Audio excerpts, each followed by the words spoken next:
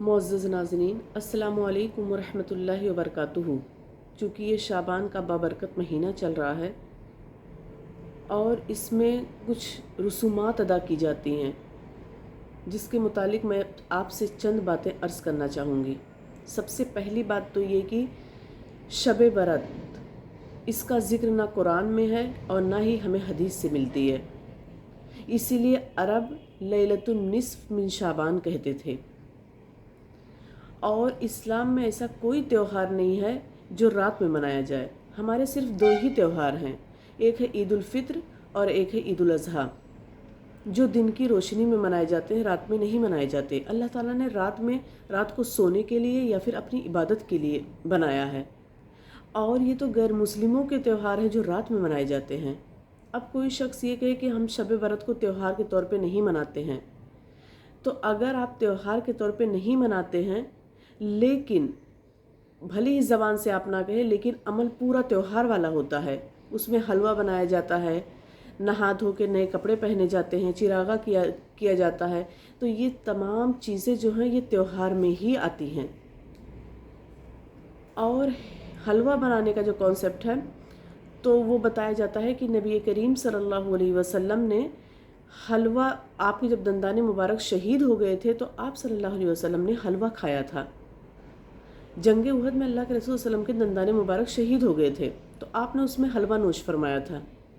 तो मेरे अजीज़ों, अल्लाह के रसूल का आप ये देखिए कि अल्लाह के रसूल ने किस वजह से वहाँ पर हलवा खाया था कि आपके दंदाने मुबारक शहीद हो गए थे। तो अगर हम इतना ही सुन्नत को फॉलो करते हैं तो पहले हमें अपने दांत शहीद करवाने होंगे, उसके बाद हलवा खाएं तो हमारी सुन्नत पूरी हो जाएगी।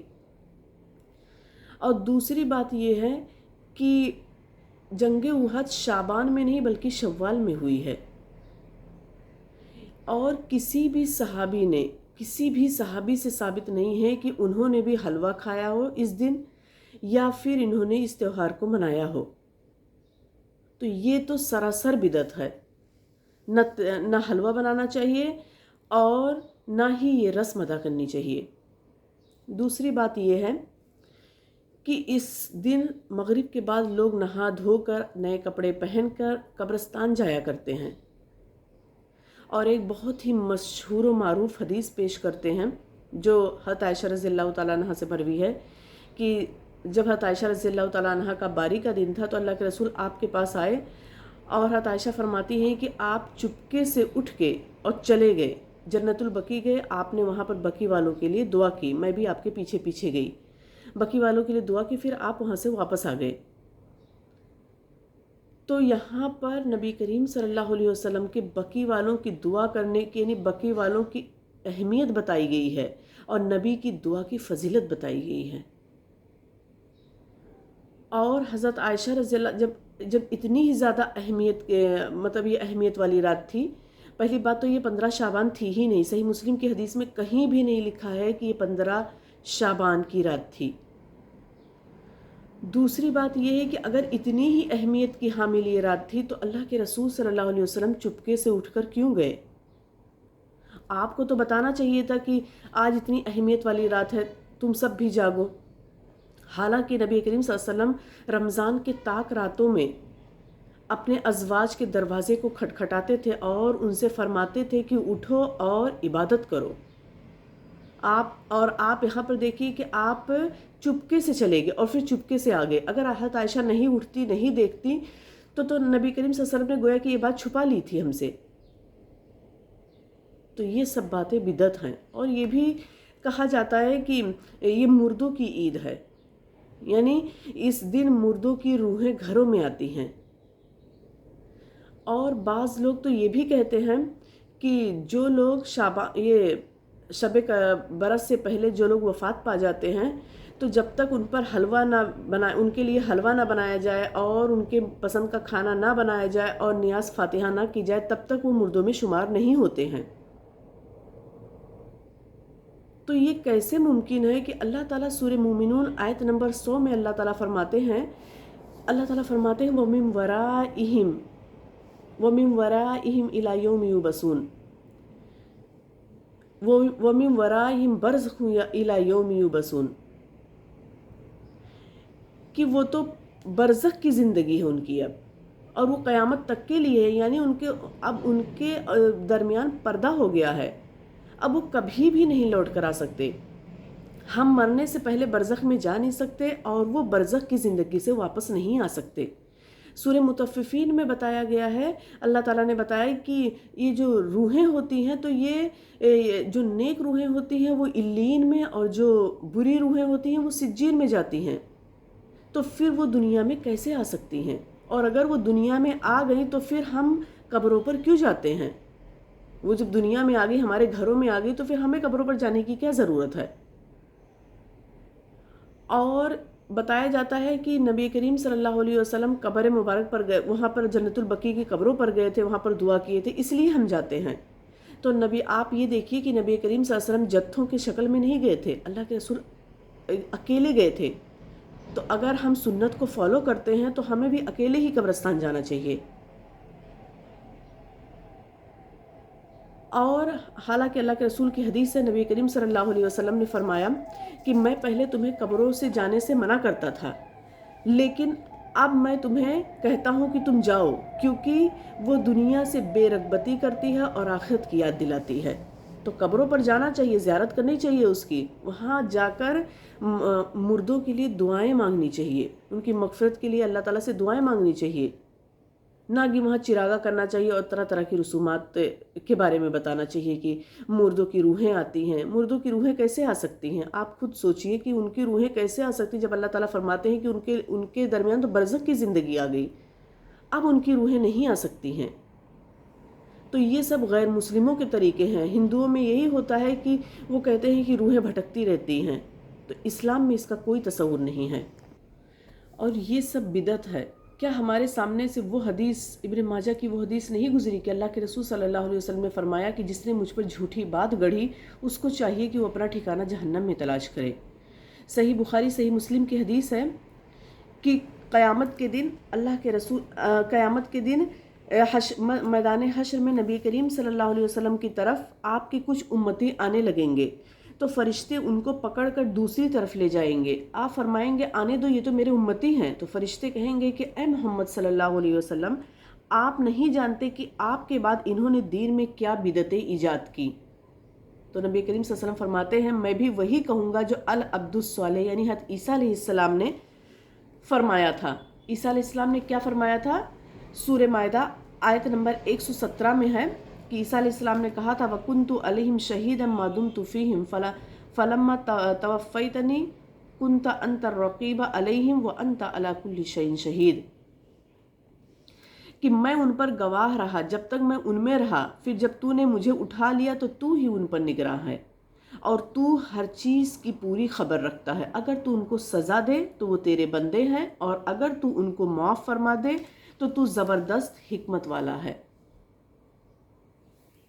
تو یہ سب چیزیں بدعت میں آتی ہیں، اور اس میں بہت ساری موضوع روایات بیان کی گئی ہیں، بہت ساری موضوع اور ضعیف روایات بیان کی گئی ہیں۔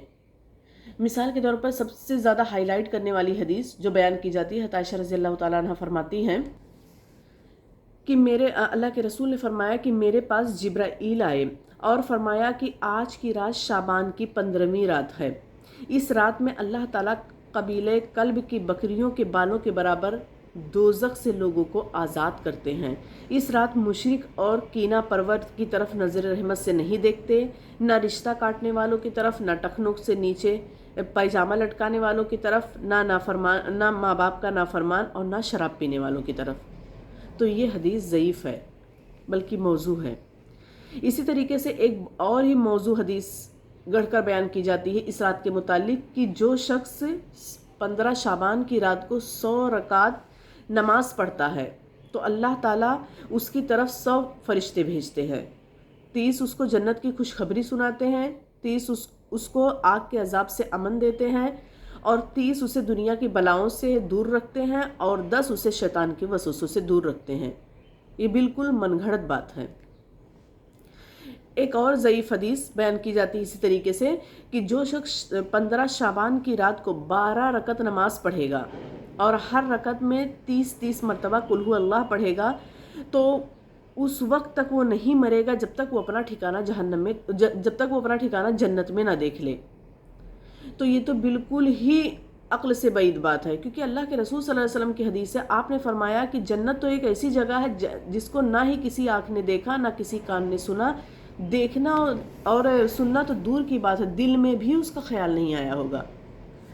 تو پھر یہ کیسے ہو سکتا ہے کہ وہ انسان ایک شخص، وہ آپ خود سوچئے کہ ایک شخص وہ ہے جو صوم و صلات کا پابند ہے، نماز روزے کا پابند ہے، اور نبی کریم صلی اللہ علیہ وسلم کے طریقوں پر عمل کرتا ہے، جھوٹ نہیں بولتا، چوری نہیں کرتا، چغلی نہیں کرتا، غیبت نہیں کرتا، اور صدقات اور خیرات ادا کرتا، اس کے لیے تو اتنی بڑی خوشخبری نہیں سنائی گئی۔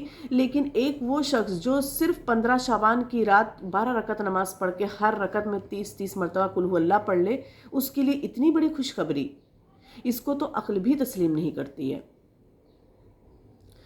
اس کے علاوہ اور بھی روایات ہیں، جیسے مثال کے طور پر ایک روایت یہ بھی ہے کہ 15 شعبان کا روزہ 120 سال کے روزے کے برابر ہوتا ہے، یعنی گزشتہ 60 سال اور 60 سال آئندہ کے۔ تو یہ بھی موضوع حدیث ہے۔ اسی طریقے سے ایک اور روایت بیان کی جاتی ہے کہ 15 شعبان کی رات کو قیام اور دن میں روزہ رکھو، کیونکہ اللہ تعالیٰ اس دن آسمان دنیا پر تجلی فرماتے ہیں، اس رات کو آسمان دنیا پر تجلی فرماتے ہیں، اور اللہ تعالیٰ کہتے ہیں کہ کوئی ہے بخشش طلب کرنے والا جس کو میں بخش دوں۔ تو یہ تو حدیث سے پتہ چلتا ہے، صحیح حدیث سے پتہ چلتا ہے کہ یہ تو ہر رات ہوتا ہے۔ ہر رات اللہ تعالیٰ آسمان دنیا پر تجلی فرماتے ہیں اور کہتے ہیں کہ ہے کوئی بخشش طلب کرنے والا جس کو میں بخش دوں، ہے کوئی مصیبت زدہ جس کی مصیبت میں دور کر دوں، ہے کوئی رزق کا متلاشی جس کو میں رزق عطا کروں، ہے کوئی بیمار جس کو میں شفا یاب کروں۔ تو اس میں 15 شعبان کہاں سے خاص ہو گیا؟ یہ تو ہر رات ہوتا رہتا ہے، تو یہ بھی بات صحیح نہیں ہے۔ اسی طریقے سے کہا جاتا ہے کہ 15 شعبان کی رات کو قرآن نازل ہوا اور اس میں تقدیر کے فیصلے ہوتے ہیں، جبکہ قرآن کی 3 آیتیں بالکل واضح ہیں جس میں پتہ چلتا ہے کہ قرآن شعبان میں نہیں بلکہ رمضان المبارک کے طاق راتوں میں نازل ہوا ہے، طاق راتوں میں سے کسی ایک رات میں نازل ہوا ہے۔ ان میں سے پہلی مثال اللہ تعالیٰ فرماتے ہیں شہر رمضان الذی انزل فیہ القرآن، کہ رمضان ہی وہ مہینہ ہے جس میں قرآن نازل کیا گیا، یہ اس کی پہلی دلیل ہے۔ دوسری دلیل جو لیلۃ القدر کے بارے میں ہے کہ اس کے لیے اللہ تعالیٰ نے سورہ قدر ہی نازل فرما دی۔ اللہ تعالیٰ نے فرمایا انا انزلناہ فی لیلۃ القدر وما ادراک ما لیلۃ القدر، بے شک ہم نے اس قرآن کو لیلۃ القدر میں نازل کیا، اور وما ادراک ما لیلۃ القدر، تم کیا جانو کہ لیلۃ القدر کیا ہے؟ لیلۃ القدر خیر من الف شہر، لیلۃ القدر تو 1000 مہینوں سے بہتر ہے۔ تنزل الملائکۃ والروح فیہا بإذن ربہم من کل امر سلام ہی حتی مطلع الفجر، اور اس میں فرشتے اور روح الامین اللہ کے حکم سے اس کام کو سر انجام دینے کے لیے اترتے ہیں، ہی حتی مطلع الفجر، اور یہ کام یہ مسلسل فجر تک ہوتا رہتا ہے۔ تو یہاں پر تو بتایا گیا کہ قرآن نازل ہوا شب قدر میں، شب قدر کی کسی ایک رات میں، یا تو 21 یا 23 یا 25 یا 27 یا 29۔ اور سورہ دخان آیت نمبر 3 میں اللہ تعالیٰ فرماتے ہیں کہ انا انزلناہ فی لیلۃ مبارکہ انا کنا منذرین فیہا یفرق کل امر حکیم امرا من عندنا انا کنا مرسلین، کہ ہم نے اسے بابرکت رات میں اتارا ہے اور بے شک ہم ہی ڈرانے والے ہیں، اس رات میں ہر ایک مضبوط کام کا فیصلہ کیا جاتا ہے، ہمارے پاس سے حکم ہو کر، اور ہم ہی رسول بنا کر بھیجنے والے ہیں۔ تو کیسے ہو سکتا ہے کہ ابھی یہاں پر اللہ تعالیٰ بالکل کھلی واضح آیات ہمارے سامنے ہیں کہ رمضان کے مہینے میں قرآن نازل ہوا اور اس میں ہی حکمت کے فیصلے کیے جاتے ہیں، مضبوط فیصلے اسی میں کیے جاتے ہیں، تو پھر یہ کیسے ممکن ہے کہ شعبان میں حکمت کے فیصلے کیے جاتے ہیں؟ یہ کیسے ممکن ہو سکتا ہے؟ اتنی وضاحت کے بعد بھی یہ کہنا کہ اس رات میں قرآن نازل ہوا، اور اس کا مطلب یہ ہوا کہ نبی کریم صلی اللہ علیہ وسلم کے اوپر قرآن 2 بار نازل ہوا، ایک شعبان کی 15 تاریخ کو اور ایک رمضان المبارک کی لیلۃ القدر میں۔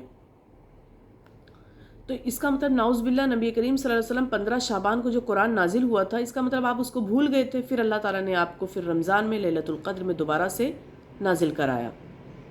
ایسا بالکل بھی نہیں ہے.